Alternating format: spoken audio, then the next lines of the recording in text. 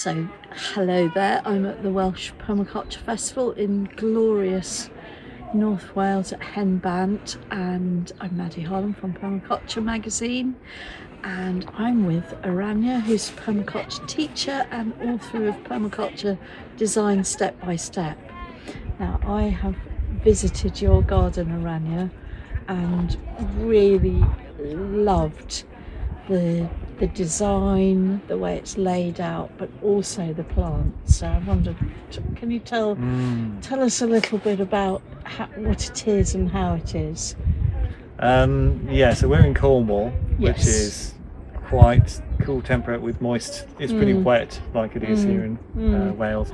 So, but I like to try and grow everything possible in the circumstances. Yeah. So I'll try things and just see what happens. So we've got various things like the classic lemon tree in a pot, which comes in for the winter. The most extreme thing probably I've got is chirimoya, which is that amazing custard apple from Spain, and the seeds are absolutely beautiful, and you could almost make a necklace or something with them, but I brought one home and I thought, I'll just plant it, and then it grew. So then I'm in this situation where, okay, well, it's never going to survive frost, so it's got to live indoors forever. But currently it's sitting outside on the patio looking very happy, growing next to a mulberry tree, which is also very happy at about the same height. And so I'm just going, it'll probably never fruit, but we have planted some pawpaw, Asamina, the Asamina pawpaw, and there's two of those because you need two to pollinize each other. And that's the North American cooler temperate custard apple. Again, we don't have hot summers particularly, so whether they're going to fruit, I don't know. The persimmon tree we're growing did fruit last year, which was really exciting, and it hasn't this year, so I think that might be the way I've pruned it, but it's put on loads of growth. That's looking great. But things like grapes are really good. At the end of the day, it comes down to microclimates, doesn't it? You know, you have to. And your garden, the garden nearest the house is a real microclimate, isn't it? It's so it's a kind of real like a heat trap. sunken patio. Yes. So essentially, I'm looking at this is the hottest bit. So let's put, maybe to some degree, the most extravagant plants in there. So all the obvious things that might be in the conservatory, like tomatoes and cucumbers and melons and peppers. But this year we've had great success, surprisingly, with aubergines out of doors, because we had, early in the spring, I grew a lot of aubergines. You plant them early, obviously, and then we had spider mites, which like to munch lots of things, and they had to go at the cucumbers, and I could see they'd started on the aubergines, and I thought, if I'm leaving the aubergines in here, they'll eat the aubergines as well. So I just put them outside, thinking, well, there's nothing to lose, and they've been fantastic. Right. So because it's a nice sunny heat trap, and they're outdoors, and they get enough moisture, and they get the sunshine they need, and also, but they don't get too dry. So we've had two different varieties of aubergine. So really, my approach is not everything's going to work, and you don't know, but just try things. You'd be surprised. We've had peppers, the extra peppers that didn't fit in the conservatory. I just planted them in the veg beds out. They've made smaller peppers, but they've all gone red, beautiful red, ripe peppers. So and it's just very exciting. Gardening is just, and there's always something new to try and grow, isn't it? And like the akebia fruits, which I brought with me, the weird akebia fruits. Speak about those weird things. Yeah, they're very weird because they start off as this sort of green, almost like a tiny banana. Yeah. And they come in bunches as well if you get good enough pollination.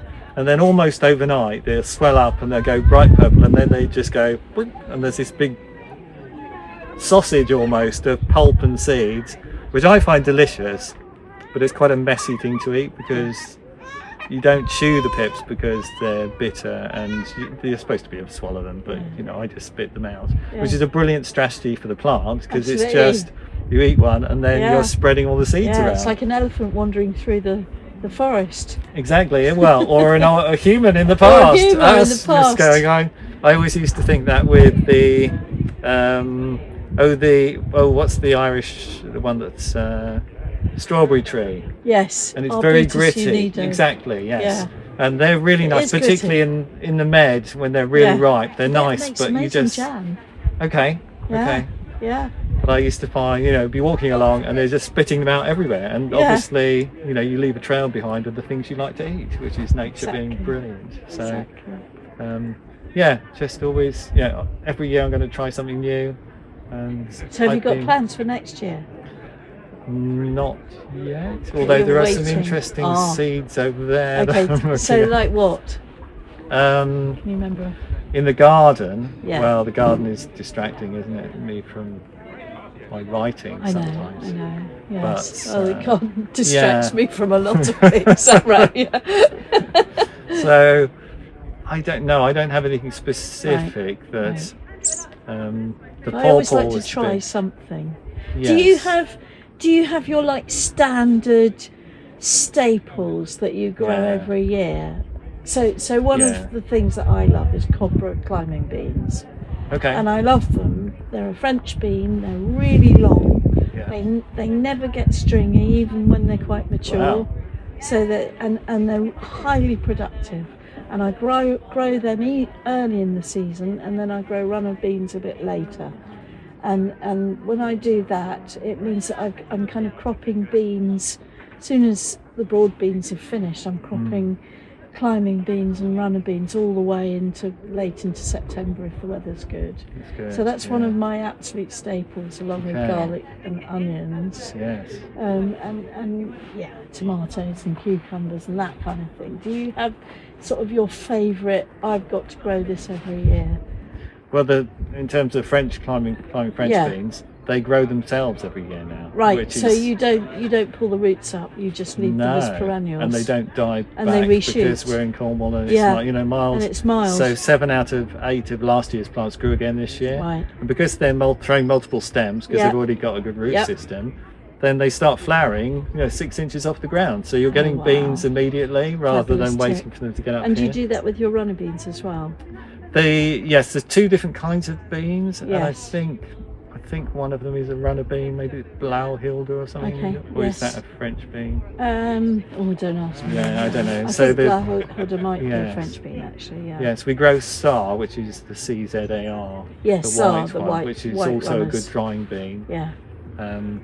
Yes, and the Yin Yang beans, which are the Which are dwarf beautiful. beans. Absolutely beautiful. Yeah. Absolutely beautiful. Just I've stunning. got to grow those.